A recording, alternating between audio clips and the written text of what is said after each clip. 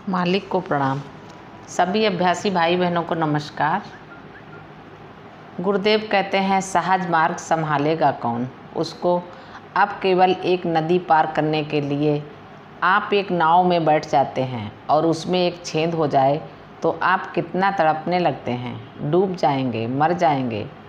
क्या केवल जब जान का खतरा है तभी हम परेशान हो सकते हैं? मिशन के बारे में किसी को प्यार नहीं है, किसी को लगाव नहीं है। नहीं नहीं साहब, ऐसा है, आपको तो बाबूजी ने चुन रखा है, उसके बाद ठीक है, हम तो करने को तैयार हैं, लेकिन साथ जब कोई दे।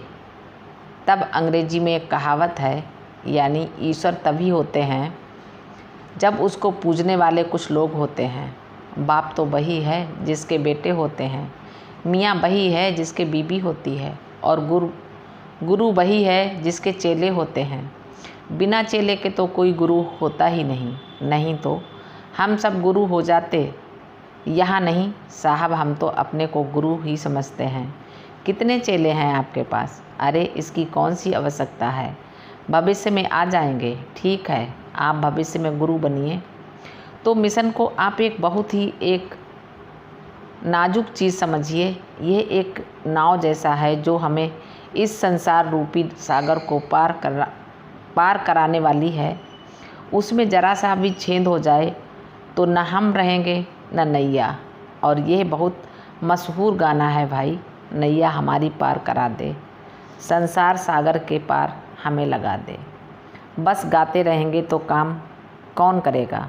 तो हम चाहेंगे भाई गाने वाले भी नाव में बैठ के गाएं, हमें कविता उसी में सुनाएं और अपनी अंगुली से उस छेद को बंद करें जिसमें साहस है वे नाव चलाएं।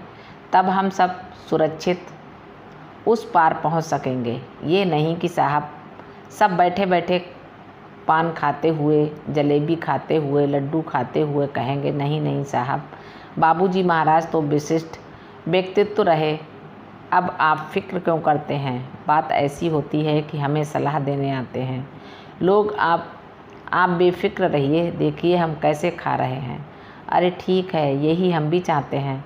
तो आपके सामने अब एक मुख्य अवसर आ रहा है। अगर मैं कहूँ कि मुझे बहुत परेशानी है तो इसमें झूठ नहीं है, क्योंकि ऐसे परिवर्तन होते जाते हैं जिसका सामना करना आप लोगों का फर्ज है। मैं केवल अध्यक्ष हूँ, जो कुछ भी है मैं आपको मार्गदर्शन दे सकता हूँ। जो कुछ अक्ल ईश्वर ने, मालिक ने हमें दी है वह आपके सामने है।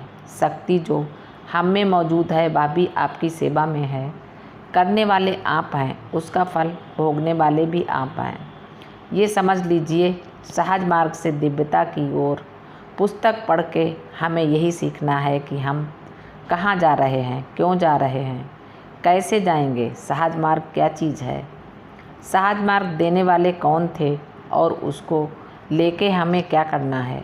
अगर एक साइकिल हमने ले लिया तो कितनी सावधानी से हम रोज़ उसको साफ़ करते हैं, उसकी पॉलिश करते हैं, तेल लगाते हैं भाई, घंटे भर उसमें क्यों बर्बाद करते हैं? अरे हमारी साइकिल है, आपकी साइकिल होती तो आप जानते। तो अब हम कहते हैं ये आपका मिशन है, आप चला के दिखाइए हमें। आगे बाबूजी के साथ कुछ खट्टी मीठी यादें। वे कहा करते थी कि देखो शादी करके ये सब लड़के बेवकूफ़ बनते हैं, अच्छा दाढ़ी बनाते हैं, लोशन लगाते हैं, अच्छे कपड़े पहन के जाते हैं, ऐसा नहीं करना चाहिए। तो मैंने पूछा फिर क्या करना चाहिए? वे बोले 3 दिन दांत नहीं मांजना है, दाढ़ी नहीं बनानी है, ऐसे ही जाओ। वह लड़की देखेगी कि यही उनका स्वरूप है, फिर जब कभी वह अच्छे कपड़े पहनेगा तो खुश हो जाएगी। पहले आप नकली रूप दिखा देते हैं, दाढ़ी बाड़ी पाउडर क्रीम सब लगा के किसी दिन हजामत नहीं की तो वह मारने के लिए जूते उठा लेती है। जाओ जी, हजामत करके आओ, नहीं तो नाश्ता नहीं। तो भद्दा स्वरूप पहले दिखा दो, फिर जो भी उससे अच्छा दिखाएंगे वह खुश हो जाएगी। मालिक ने पूछा कहाँ ले जाओगे हमें? हमने कहा डॉक्टर के पास सुई लगवाने। भैया हम तो सुई नहीं लगवाएंगे। हमने कहा फिर तो आप विदेश नहीं जा सकते। हंसते हैं, विदेश जाने के लिए ये तो अनिवार्य है। देखो ऐसा ना हो कि सुई लग जाए और हम बीमार पड़ जाएं। इस दरमियान हमारे पिताजी वहाँ आ गए। पूछा बाबूजी क्या बात है? ये पार्थ सारथी जो है आपका लड़का, वह कह रहा है हमें सुई लगानी पड़ेगी। हंसते हैं। हमारे पिताजी ने कहा वह बेवकूफ़ है, ये मामला हमारे हाथ में छोड़ दीजिए। शाम को 10 रुपये देकर वे सर्टिफिकेट के साथ आ गए। ठीक है, ये तो हमारे पिताजी थे। बाबूजी सर्टिफिकेट लेकर इधर मुड़े। बड़े अक्लमंद हैं आप, मुबारक हो राजगोपालाचारी। उनकी तारीफ़ तब हमें दुगना अचंभा हुआ। हमने कहा बाबूजी आप कहते हैं सच सच्चाई, ये सब क्या है?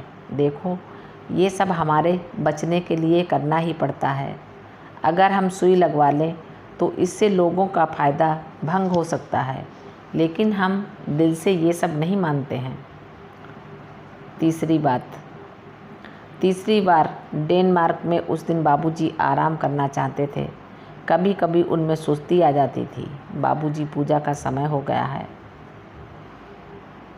चारी जी ने कहा बाबूजी पूजा का समय हो गया है, आज हम नहीं कराएंगे तो क्या हर्ज है? हर्ज कोई नहीं है, लेकिन लोग इंतज़ार कर रहे हैं। बाबूजी कहते हैं भाई रोज़ तो इंतज़ार करते रहते हैं, आज कर लें तो क्या हर्ज है इसमें? अच्छा देखो तुम ऐसा करो कि कह दो बाबूजी कुछ हल्के से बीमार हैं। हमने बाहर जाके कह दिया, यानी बाबूजी की तबीयत ज़रा ठीक नहीं है, उन्हें तंग न करना, और दरवाज़ा बंद कर दिया। वहाँ तो लोग इतने कायदे से रहते हैं कि अंदर आके नहीं देखेंगे। फिर शाम को हमने कहा बाबूजी हमारी एक सफाई कर दीजिए। अरे ये क्या बात पूछ रहे हो आज? नहीं साहब, आज आपके बारे में हमें झूठ बोलना पड़ा। जो आपने कहा था तो मैं थोड़ा सा हल्का सा इथूलता महसूस कर रहा हूँ। देखो जानते हो मौलाना रूम ने कहा है कि गुरु के लिए झूठ बोलना पाप नहीं है। हंसते हैं। सच तो ये है कि उन्होंने अरबी या फ़ारसी में कुछ सुना भी नहीं है।